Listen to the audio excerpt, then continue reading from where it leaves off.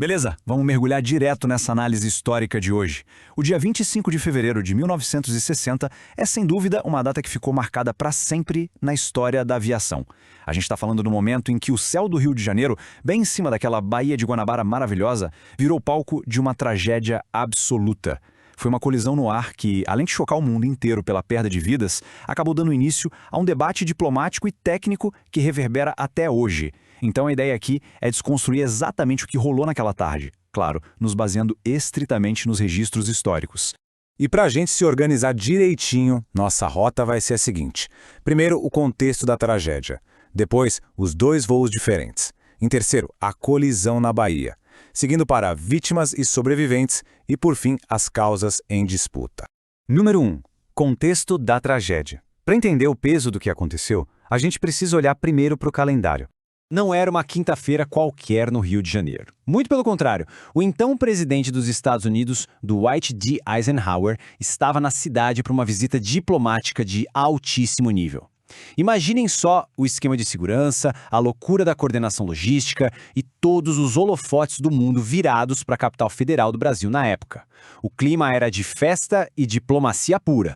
E por conta dessa recepção gigantesca, uma aeronave da Marinha dos Estados Unidos foi acionada para uma missão mega especial, transportar os músicos da banda da Marinha Americana para se apresentarem no evento do presidente. Era para ser uma viagem tranquila, de celebração e música, mas que, infelizmente, ia terminar de um jeito que ninguém conseguiria prever.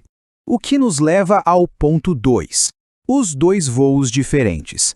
O que é super interessante de notar aqui é a diferença gritante entre esses dois aviões. De um lado da balança, a gente tem o gigante RCZ-D1 da Marinha Americana. Esse era um voo de transporte militar importante, encerrando uma longa viagem internacional que saiu lá de Buenos Aires com 38 pessoas a bordo, indo em direção à base aérea do Galeão. Do outro lado, a gente tem um DC-3 da Real Transportes Aéreos. Esse era um voo totalmente de rotina, sabe? Uma ponte doméstica curtinha, trazendo 26 pessoas de Campos dos Goytacazes direto para a agitação do aeroporto Santos Dumont. Basicamente, eram dois universos paralelos da aviação, dividindo o mesmíssimo espaço aéreo. Vamos para a parte 3, a colisão na Bahia. O ponto exato onde esses mundos se cruzaram. Olhando a linha do tempo, o DC-3 brasileiro já era um veterano dos céus. O primeiro voo do modelo foi lá em 1944. O avião americano era um pouco mais recente. Fiz o primeiro voo em 1953. Mas, honestamente, a marcação que realmente importa nessa linha do tempo não é o ano de fabricação, e sim a hora no relógio. 16 horas e 10 minutos. Foi exatamente nesse instante, no meio da tarde, que a tragédia se concretizou. 1.600 metros. Vamos parar para pensar nessa altura. A colisão aconteceu a exatos 1.600 metros de altitude.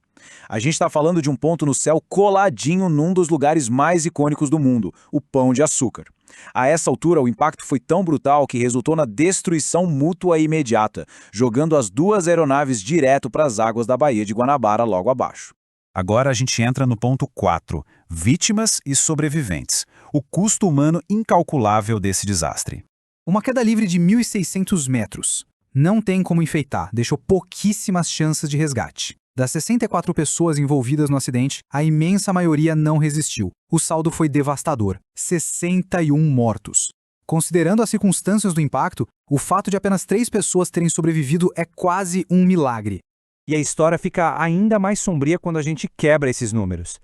Aqueles 3 únicos sobreviventes estavam todos a bordo do voo da Marinha dos Estados Unidos, que mesmo assim perdeu 35 dos seus 38 ocupantes, incluindo os membros da banda militar. Agora, no voo comercial da Real Transportes Aéreos, a situação foi absoluta. Todas as 26 pessoas a bordo, entre passageiros e tripulantes, faleceram. Infelizmente, 0 sobreviventes no DC-3 brasileiro. O que nos leva à parte final, o número 5, causas em disputa. É aqui que o cenário de verdade se divide. Quando a poeira baixa e a busca por respostas começa, o que os investigadores encontram? Bom, até existe um certo consenso sobre os fatores gerais. Rolou uma verdadeira tempestade perfeita envolvendo erro humano, tanto lá no alto quanto no solo, somado a equipamentos com defeito. Mas quando chega a hora de definir a culpa, a narrativa muda completamente. As conclusões oficiais das duas nações literalmente bateram de frente. Olha o contraste. O Brasil bateu o martelo dizendo que a tripulação americana errou ao fazer uma manobra de descida sem ter autorização prévia da torre de controle. Por outro lado, os Estados Unidos apontaram o dedo de volta, afirmando que o erro principal partiu do controle de tráfego aéreo brasileiro no solo, uma situação que ficou ainda pior pela falta de equipamentos de navegação adequados na época. Então, isso deixa a gente com uma questão profunda. Como a história consegue fechar o livro de uma tragédia que tirou 61 vidas quando duas nações aliadas discordam radicalmente sobre o motivo principal? É inegável que o choque desse acidente ajudou a acelerar muito a criação de novas regras para o espaço aéreo depois. Mas, no fim das contas, essa briga de relatórios serve até hoje como um lembrete sombrio e muito intrigante da gigantesca complexidade que é investigar tragédias no céu.